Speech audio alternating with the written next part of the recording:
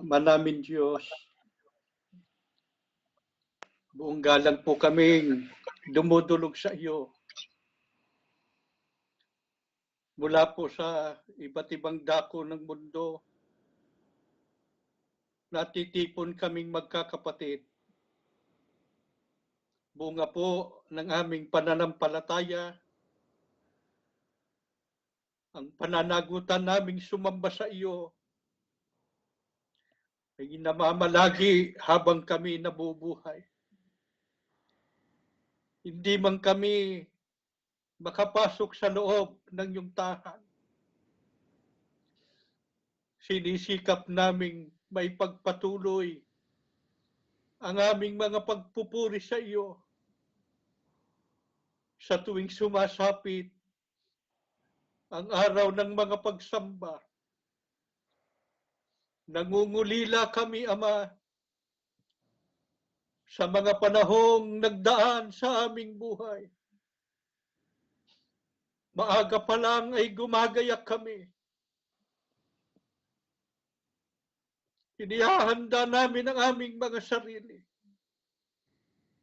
para sa napakabanal na pagsamba sa iyo sa loob ng gusaling sambahan. Ganito man ang aming abang kalagayan ngayon. Sumasampalataya kami, Ama, mula sa langit na iyong tahanan.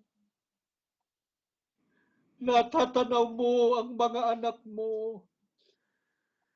Naririnig mo ang aming mga panalangin.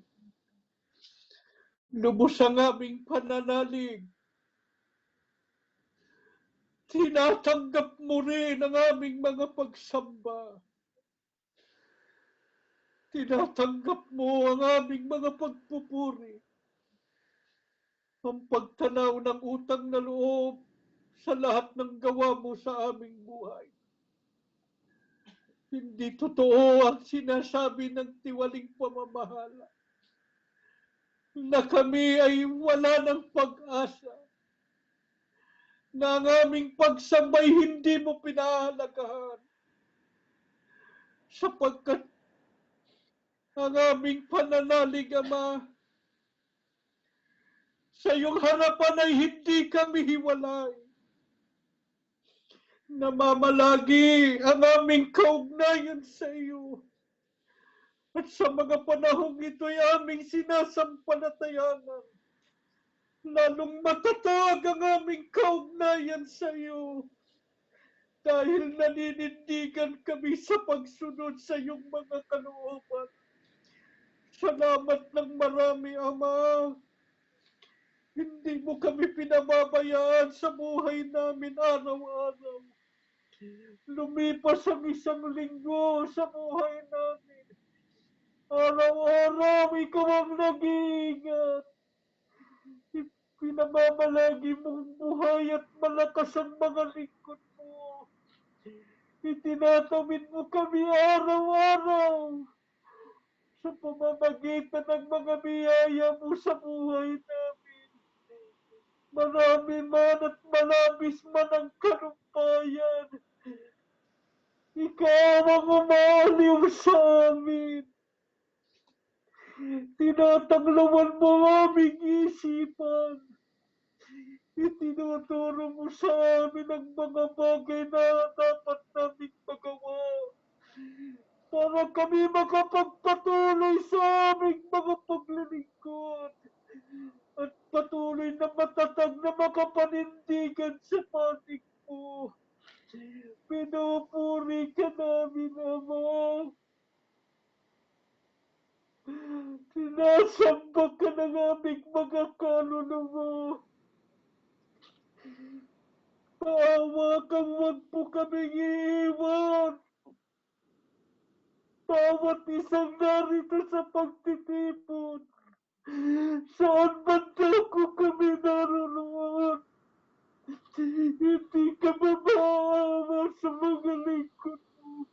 Halika lang.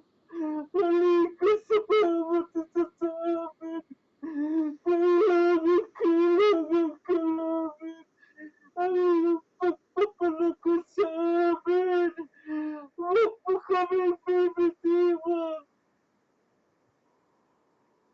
Wala kaming ibang masuligan.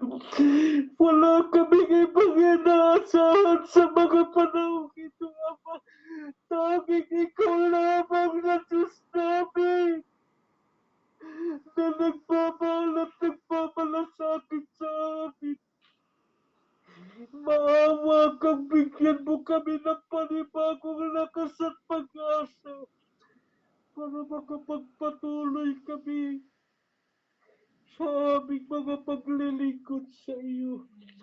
Salamat po sa gamit itong mga pagkakataon na kami tumatanggap ng mga pagpapayo mo na totoong kailangan namin para patuloy kaming gabayan, lalo na po sa masalimuot na panahon ito ng aming mga paglalakbay. Ang gagamitin mo nga bang kasangkapan, punuin mo ng kapangyarihan kung ano ang kailangan ng aming mga kaluluwa. Maawa kang isalin mo sa kanyang bibig. Sumalami ka ng lingkod mo. Ilapit mo ang iyong kapangyarihan. Siyang mataba ng bawat isa sa amin. Panginoong Jesus, ipamagitan mo po kami sa Ama. Huwag po kaming pababayaan. Huwag mo kaming iiwan pagka kami nagkakatipon. Hanggang sa matapos ang aming pagtitipon, mamalagi ka sa aming mga puso. Manahanan kang lagi. Maghari ka sa aming mga puso. Maasa kami ang aming Ama, narinig mo ang aming panalangin. Hindi mo kami pababayaan sa buong panahon ng pagkakatipon. Maghahari sa amin ang ganap na kapayapaan. Magalang po naming hinihiling ang lahat sa pangalan po ng aming Panginoong Jesucristo.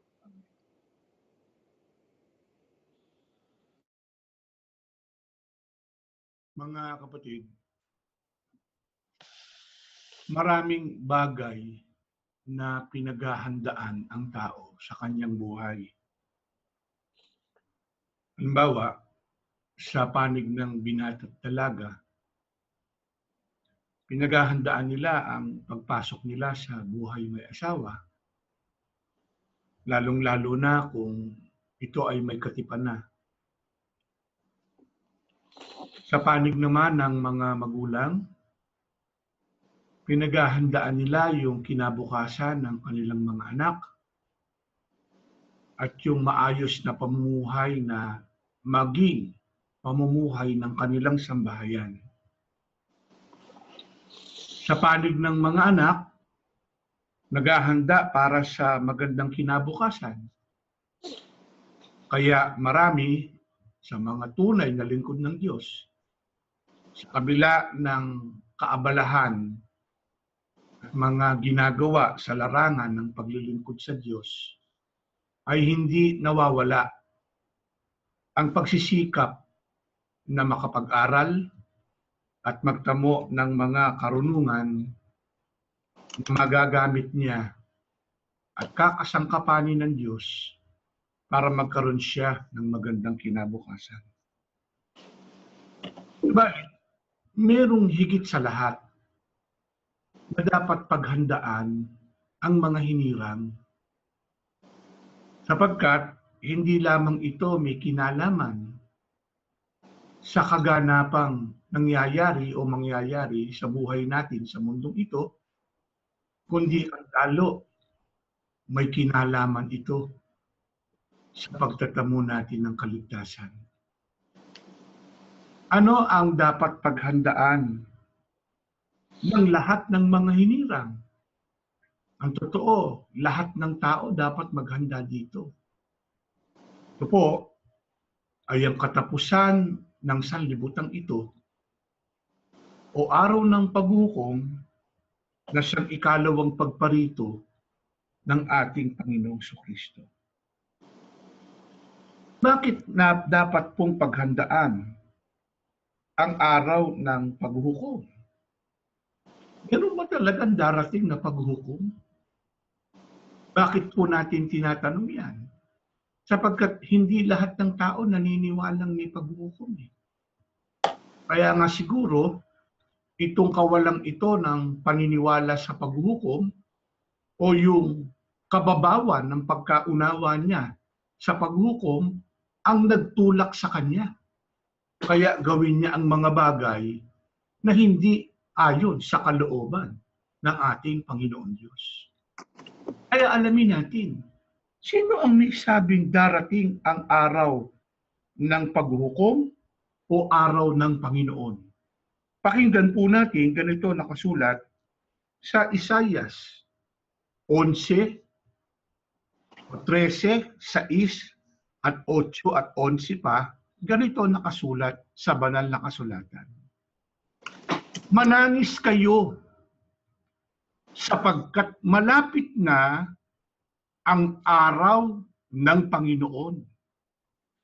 Darating na ang araw ng pangwawasak ng Diyos na makapangyarihan. Sa araw na yan, manghihina ang lahat ng kamay. Manlulupaypay ang lahat ng tao.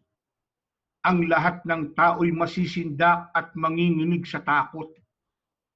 Makadarama sila ng paghihirap tulad ng isang babaeng manganganak. Matatakot sila sa isa't isa. Mamumula ang kanilang mukha dahil sa kahihiyan.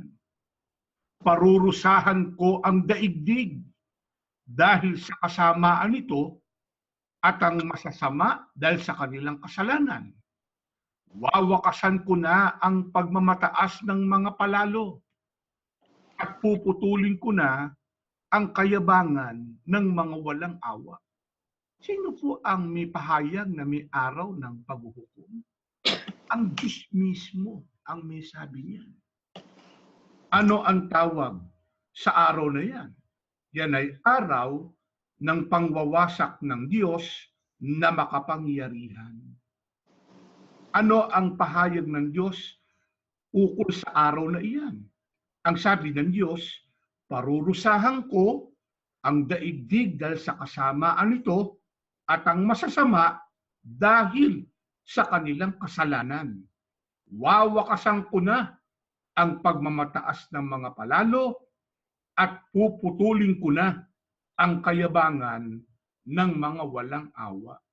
Sa makatuwid, ito yung tunay na hustisya na hinahanap ng mga tunay na lingkod ng Diyos.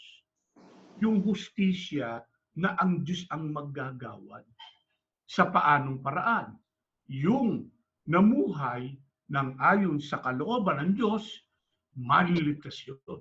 Subalit, yung hindi namuhay ng ayon sa kalooban ng Diyos, anupat namuhay sa kasalanan at paglabag, sa pagmamataas, sa kayabangan, ang sabi ng Diyos, wawakasan ko ang lahat ng mga iyan. Kaya, ano ang sabi ng banal na kasulatan ukol sa araw ng paghukom o araw ng kawakasan? Ang sabi, sapagkat malapit na ang araw ng Panginoon. Bakit sinabi pong malapit na?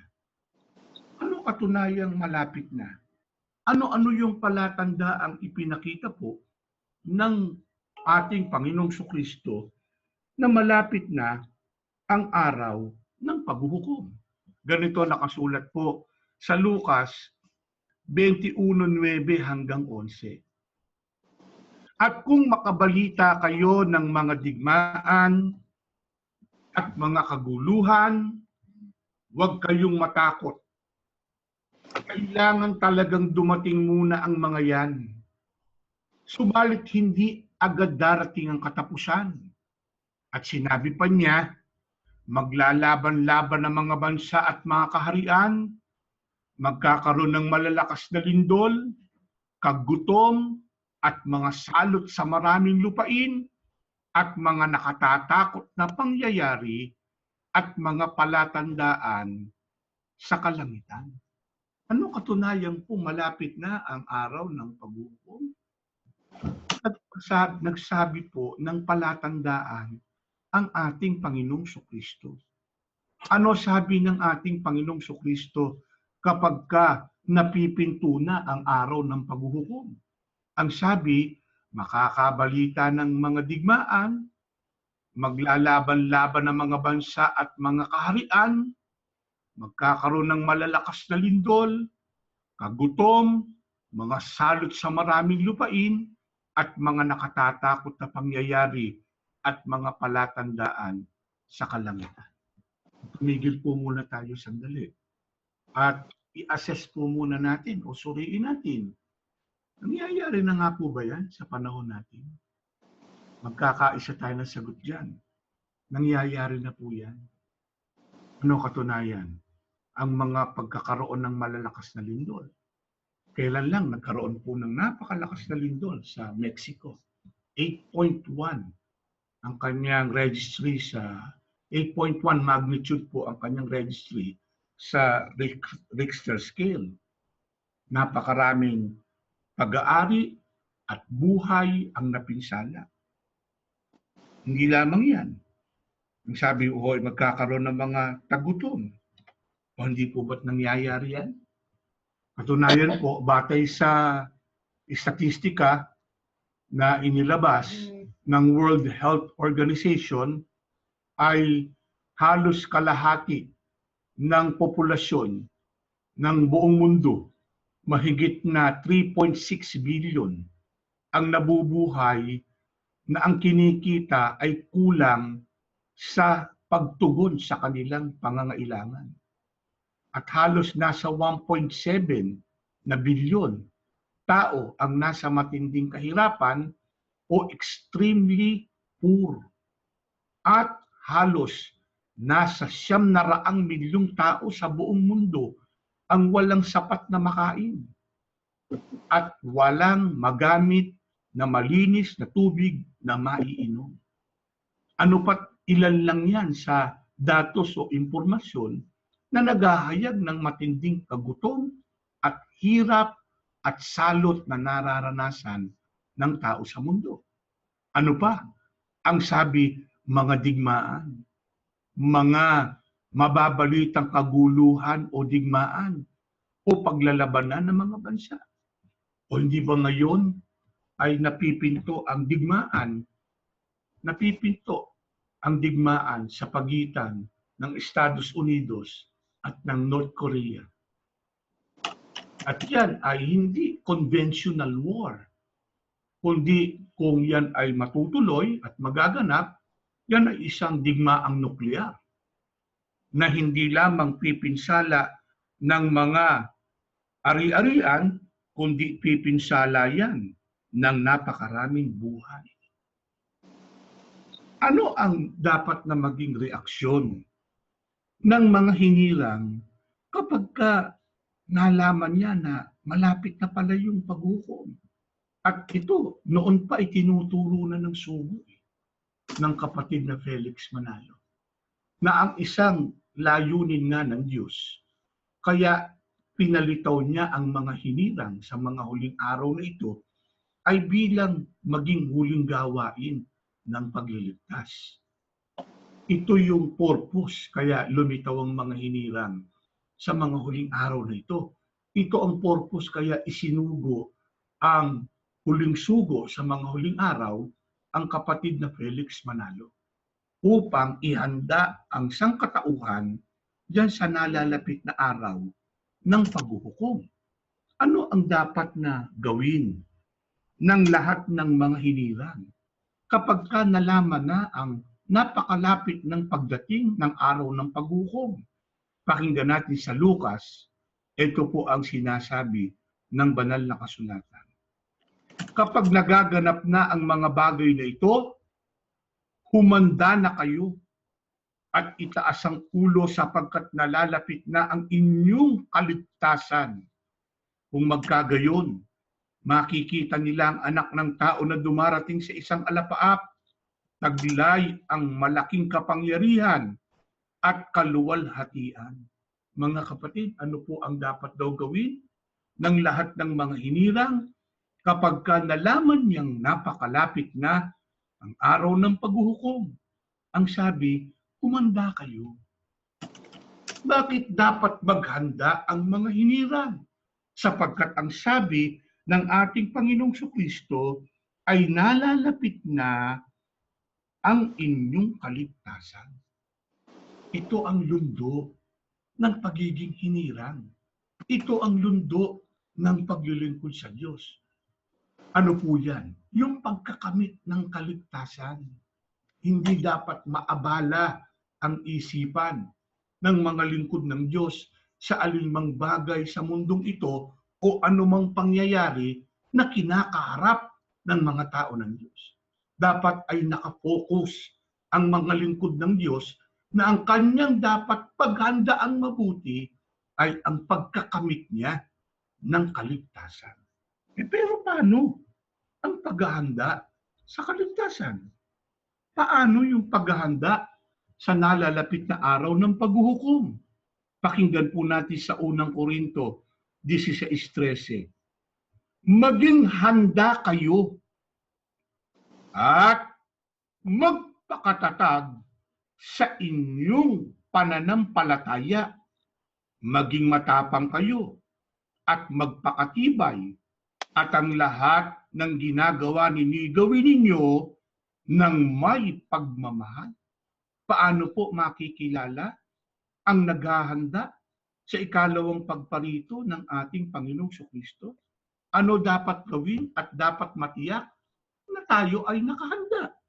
Ang sabi, maging handa kayo at magpakatatag sa inyong pananampalataya. Ang tunay na nakahanda, nagpapakatatag sa pananampalataya. Ang tunay na nakatalaga sa pagharap sa ating Panginoong Kristo sa ikalawang pagparito niya ay yung nagpapakatatag sa pananampalataya. Kaya ano ang dapat iwasan ng mga lingkod ng Diyos?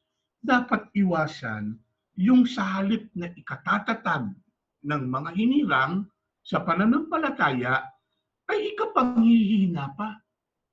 Dapat iwasan ng mga lingkod ng Diyos yung sa halip na makapagpatibay o makapagpatatag sa mga hinirang, magbubunga pa ng panlulupaypay, panghihina, at iba't ibang mali at nakapanlulupaypay na isipan. Kaya sa panig ng mga tunay na ministro, yan ang pinag-uusapan po lagi, na ang pagtuunan ng pansin at isagawa ng bawat isa ay ang bawat kapatid mapatibay. Bawat kapatid tumatag sa kanilang pananampalataya. Tumibay ang kanilang pag-asa at dapat sawayin, turuan ang mga hindi ayon sa ganitong patakaran ng Diyos sa ikatitibay at ikatatatag ng mga hinirang sa kanilang pananampalataya. Ano pa dapat makita sa mga hinirang upang tumibay at tumatag? Ang sabi, maging matapang kayo at magpakatibay. Sa makatwid, hindi maiwasan na maging matatag, kinakailangan maging matapang. Hindi maiwasan upang maging matibay, kinakailangan maging matapang. San matapang? Sa paggawa ng mali, sa paggawa ng masama, sa pagkakalat ng kung ano-anong mga chismis at maaaring magbunga pa ng pagkakabahabahagi sa kalipunan o sa gitna ng mga hinirang? Ay hindi po. Saan dapat maging matapang? Maging matapang sa paninindigan sa pagtupad sa lahat ng kalooban ng ating Panginoon Diyos. Kaya ano dapat nagtutulak sa lahat ng hinirang? Sa kanyang mga paggawa. Ang sabi pa ng ating binasa, ang lahat ng ginagawa ninyo'y gawin ninyo ng may pagmamahal.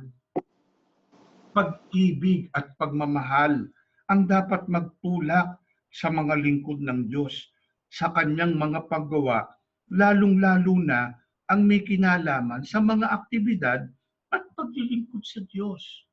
Pag-ibig at pagmamahal ang dapat magtulak. Pag-ibig at pagmamahal sa kapakanan ng mga hinirang. Hindi power play. hindi dahil sa nauhaw, sa kapangyarihan o sa impluensya, yun ang nagtutulak sa kanya sa paggawa. O dili kay gusto sumikat, gusto makilala siya sa kalipunan ng mga lingkod ng Diyos. Matanyag siyang ibabaw kaysa sa lahat ng mga tao ng Diyos. Hindi ganon. Hindi ganon yung tunay na lingkod ng Diyos. Ang tunay na lingkod ng Diyos ay nagtuturo, nagpapaalala, isinasagawa yung paglilingkod, bunga ng pagmamahal sa kapakanan ng mga hinirang upang tumibay at tumatag at makatiyak ng kaligtasan. Ano katunayan? Na may kinalaman sa paglilingkod o pagtupad sa kalooban ng Diyos ang ikatitibay ng pananampalataya ng mga lingkod ng Diyos. Pakinggan natin sa Kawikaan 3:3 at 1, ito sinasabi ng banal na kasulatan. Pananalig at katapatay huwag mong talikdan. Ikwintas sa iyong leeg at itanim sa isipan. Anak ko, ang aral ko ay huwag mong lilimutin. Lahat ng aking utos sa isipan mo'y itanim. Sa gayon, ikaw ay lalakas at magiging matatag. Mawawala ang tiisin, gagaling ang mga sugat. Ano po ang sinasabi ng Diyos para tumatag tayo sa ating pananampalataya? Ano katunayang may kinalaman yung pagtupad sa mga aral at kalooban ng Diyos? Ang sabi ng ating binasa, anak ko, ang aral ko ay huwag mong lilimutin. Ang aking utos sa isipan mo itanim. Lahat ng aking utos sa isipan mo itanim, sa gayon, ikaw ay lalakas at magiging matatag. Ang ikatatatag po ng pananampalataya ng mga lingkod ng Diyos ay kung tinutupad niya ang kalooban ng Diyos. Kaya pansinin niyo mga kapatid, kapag ang isang tao ng Diyos sa halip na pagtupad sa kalooban ng Diyos, ang kanyang sinasabi at ginagawa o ipinagagawa, kung ano-ano pinagagawa niya at sinasabi. Kung ano-anong mga theatrical antics ang ginagawa niya. Pansinin niyo mga kapatid, sa halip na ikatibay at ikatatag ng hinirang yun, nanlulupay pa eh. Nakapagsasalita na, ano ba naman yan? Ba't ganyan? Hindi ba? Pagka ang mga naririnig ko ano-anong intriga, pagbibintang, at kung ano-ano pa, hindi ba sa halip na tumatag yung nakikinig, tumatag sa pananampalataya yung hinirang, na dumalo halimbawa sa isang pagtitipon, hindi ganun ang nagiging bunga. Ang totoo, sa isang pagkakataon, sa halip na tumibay, nagkakaroon ng isang negatibong isipan, yung dumadala, ano ba naman yan? Ba't anya ganyan? Bakit ganun ang nagiging takbo sa panig ng ilang mga lingkod ng Diyos? Kasi nga, hindi ang itinatanyag, hindi yung ipinumungkahi, yung mga aral at pagtupad sa mga aral ng Diyos. Sa panig ng tunay na lingkod ng Diyos, dapat ang pagtuunan ng pansin, tuparin ang lahat ng kalooban ng Diyos. Akay ng pag-ibig at ng pananampalataya. Ito ang dapat masumpungan sa lahat ng mga tao ng Diyos. Maaaring sabihin ng iba, gustong-gusto ko naman punto pa rin ng mga aral ng Diyos. Gustong-gusto ko pong gawin ang mga ikatitibay ng pananampalataya. Kaya lang, kumisan po, nasasagkaan po ng iba't ibang problema at iba't ibang pagsubok sa buhay na ito. Dumarating po ang mga pagkakataong talagang gipit na gipit po at gipit na nga, ginigipit pa. Mga kapatid, kapag ka po ganyan ang sitwasyon kinaharapan ng mga lingkod ng Diyos, ano sabi ng Diyos? Ano ang kayang gawin ng Diyos para sa kapakanan ng kanyang mga hinirang? Pakinggan po natin sa Isaias 41:18 hanggang 20. Magpapadaloy ako ng ilog sa mga tuyong kataasan at magpapalitaw ng mga bukal sa mga lambak. Ang mga disyerto ay gagawin kong mga lawa ng tubig at ang tigang na lupa'y gagawin kong mga batis. Patutubuin ko sa disyerto ang mga sedro, akasya, mirto at olibo.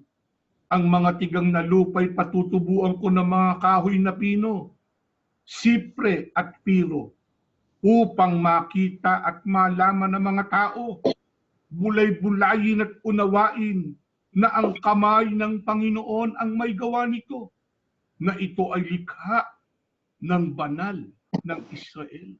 Ano po ang kayang gawin ng Diyos para sa kapakanan po ng kanyang mga hinirang? Kaya kahit anong pagsubok ang daanan, kahit anong panggigipit o kagipitan ang maranasan, kahit na anong nakababagabag at matitinding problema ang maaaring dumating at dadating pa sa mga hinirang, ay hindi dapat mawalan ng pag-asa ang mga tunay na lingkod ng Diyos. Ano ang kayang gawin ng Diyos para sa kapakanan ng kanyang mga lingkod? Ayon sa ating binasa, sabi ng Diyos, magpapadaloy ako ng ilog sa tuyong kataasan. Yung disyerto, gagawin kong lawa ng tubig. Ang tigang na lupa, gagawin kong batis. Ano ang katumbas lang nitong sinasabing ito ng Diyos? Yung napaka-imposible sa tao, mga kapatid. Napakadaling gawin ng Diyos yun. Napaka-posible at napakadali sa kamay ng Diyos. Ano yung isang imposible sa tao? Napaka-imposible sa tao na yung lambak, bumukal na tubig doon. Napaka-imposible sa tao nun. Hindi lang yun, yung disyerto, gawing lawa ng tubig, napaka-imposible sa tao nun. Sapagkat kung napakadali sa taong gawin yun at posible sa kanya, napakaraming disyerto sa iba't ibang panig ng daigdig, lalo na dyan sa Middle East, at lalo kinakapos sila sa tubig, napakadali nilang gawing swimming pool yan o gawing dagat yan kung kaya ng tao. Pero hindi. Yung disyerto, nananatiling disyerto yun. Hindi magawa ng lunas ng tao yun. Pero sabi ng Diyos, sa akin, kaya kong gawing lawa ng tubig yan.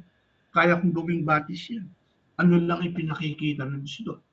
Yung napakahirap sa tao o hindi kayang gawin ng tao, sa Diyos napakadali lang nun.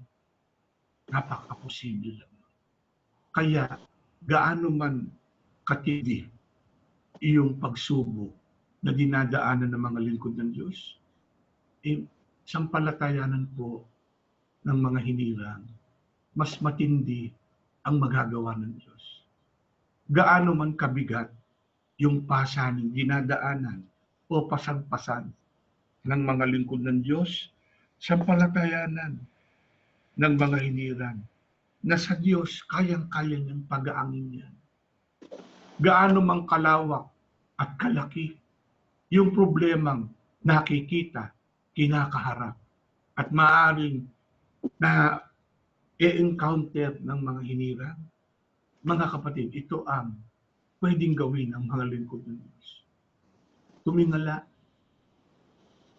pagmasdan ang lawak ng kaharian ng Panginoon Diyos. Ang langit na siyang tahanan ng Panginoon Diyos. Bakit po? Magpapaalala sa atin yan.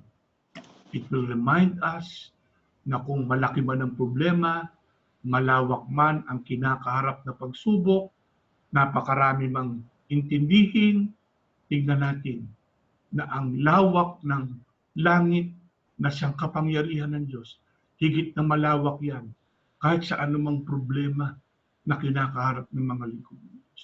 Mas malawak at mas marami yung solusyong iaalok at gagawin ng Diyos sa kanyang mga hinirang. Kung mabigat mo ng pasanin, napakadali sa Diyos na pag-aangin yan at tuluyang maitaguyon ng mga lingkod ng Diyos ang tunay na paglilingkod sa Kanya. Paghandaan natin yung nalalapit na araw ng pag-uwi. Kaya maging sa mga sariling panalangin ng mga lingkod ng Diyos, mga panalangin ng kanilang sambahayan, marapat hilingin sa Diyos na hindi lamang makalagpas sa mga pagsubok, hindi lamang malagpasan ang iba't ibang problema, kundi ang lalong hilingin ay maigayak na lubos mula sa mga magulang hanggang sa kanilang mga anak, ang kanilang kaluluwa sa pagkakamit ng kaligtasan pagdating ng araw ng pag-uwi. Inalangin sa Diyos na huwag pabayaan ang mga hinirang ng Diyos. Ano man ang mangyari, gaano man pa ang mararanasan at masasagupan natin, gaano man kalungkutan ang nararamdaman ng napakarami sa mga lingkod ng Diyos, na ang iba malayo na nga sa mga mahal nila sa buhay, ay naroon pa ang kagipitan at banta sa kanilang bumuhay at seguridad. Ang iba ay nasa bilanggo, hindi lamang bilangguan na pisikal na bilangguan, bilangguan ng dusa, bilangguan ng mga sakit ng kalooban, bilangguan ng kapagalan sa kanilang isipan, bilangguan sa napakarami at iba't ibang ni sa imahinasyon ay maaaring hindi naisip na mangyayari o mararanasan yan ng mga hinirang na iyan ng Diyos. Pero naranasan, nagkaroon ng pagkakataong nangyari sa buhay nila ang mga pangyayaring iyan. Subalit gaano man yan, huwag nating alisin sa ating isipan na may Diyos na laging tutulong, aalalay sa kanyang mga lingkod para makapaghanda at makatiyak ng kaligtasan. Ano ang dapat gawin ng mga tao ng Diyos kung nakakaranas ng iba't ibang pagsubok at suliranin, nakararanas ng iba't ibang bagabag, nagigipit, magkabi-kabila, sabi nga ni Apostol Pablo. Nagkakaroon ng mga di pangkaraniwang pangyayari sa kanilang buhay.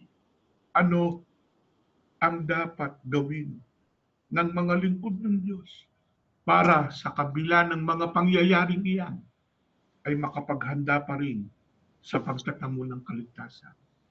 Ganito nakasulat po sa awit 18:6, ganito sinasabi ng banal na kasulatan.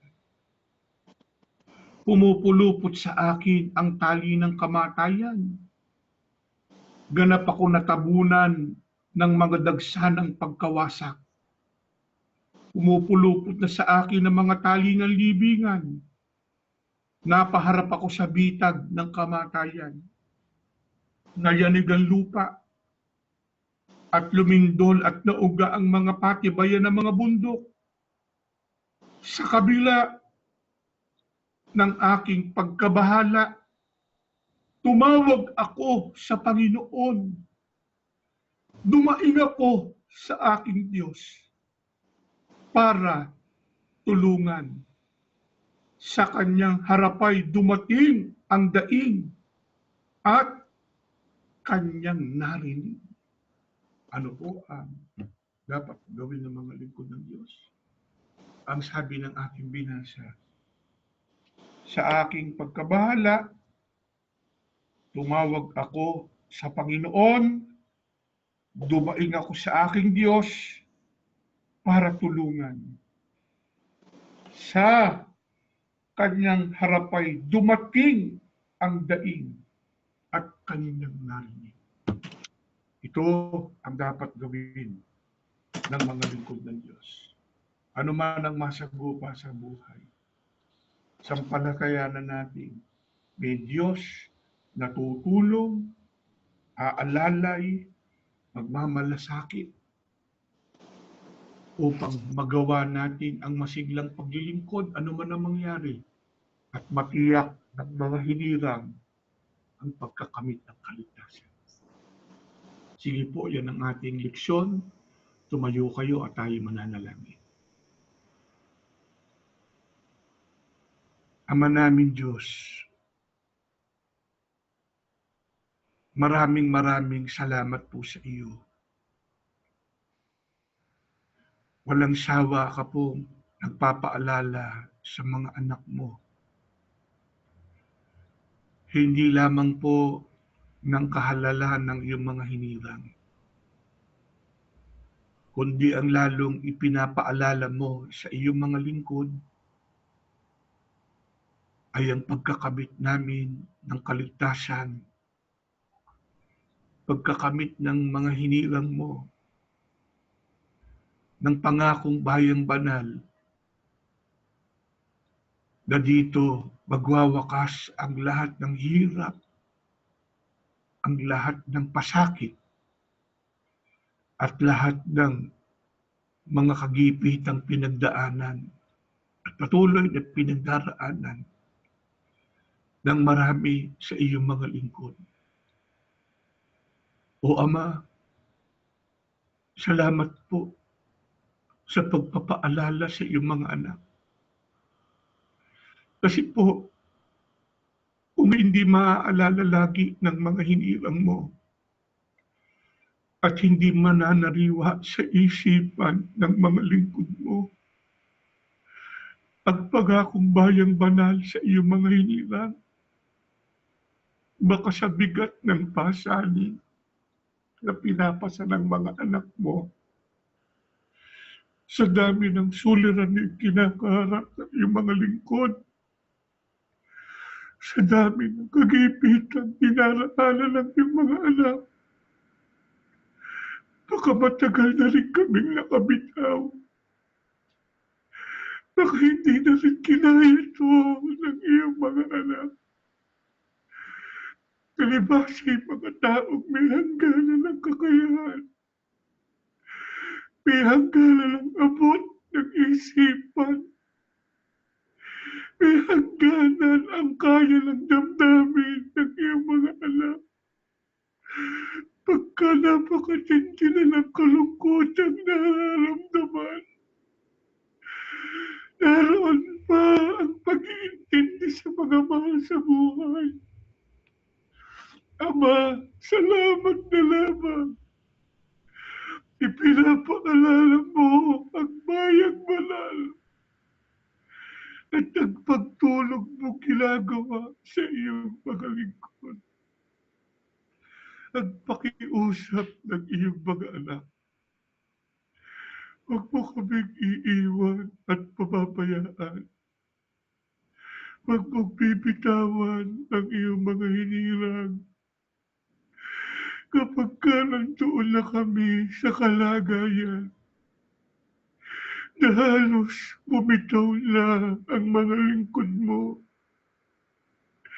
Kapag ka nandun na sa kalagayang susubasog na dahil sa bigat ng pasanin.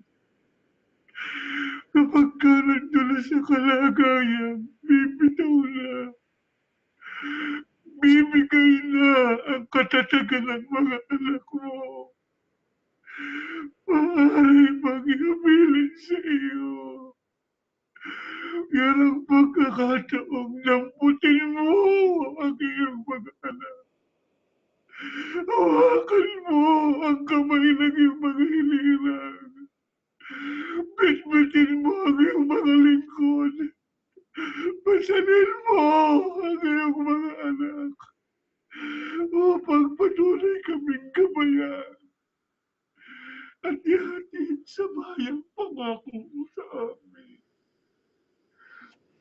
Huwag mo kalilimutan, Ama, ang mga mahal namin sa buhay, ang mga mahal sa buhay ng iyong mga hinirang. Patuloy pong alalayan sila at pagsandalan, ipagtanggol, lalo na ang malalayo sa mga mahal nila sa buhay. lalo na kung may mga nakaambag panganib. Maawa ka. Ikaw ang mag-ingat at magsanggalang. Alang-alang sa mga paglilingkod sa iyo ng iyong mga iliran. Paspasan ang sambahin ng kapatid na Iranyo Manalo. Ingatan ang iyong paglingkod. Saan ba sila naroroon? Hindi ba namin sila nakikita ng mukhaan?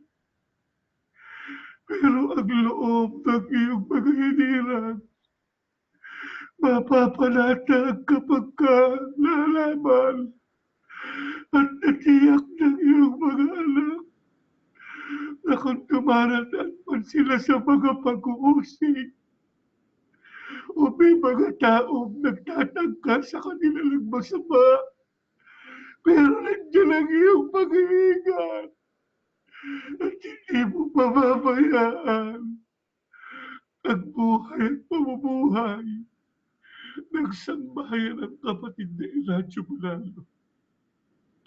Alalayan mo po ng iyong kamay ang lahat ng iyong mga anak. Saan man naroon at anuman ang pinagdaraanan. Manatiling nangahawak po sa iyong banal na magagawa at tuparin ang lahat ng iyong kalooban.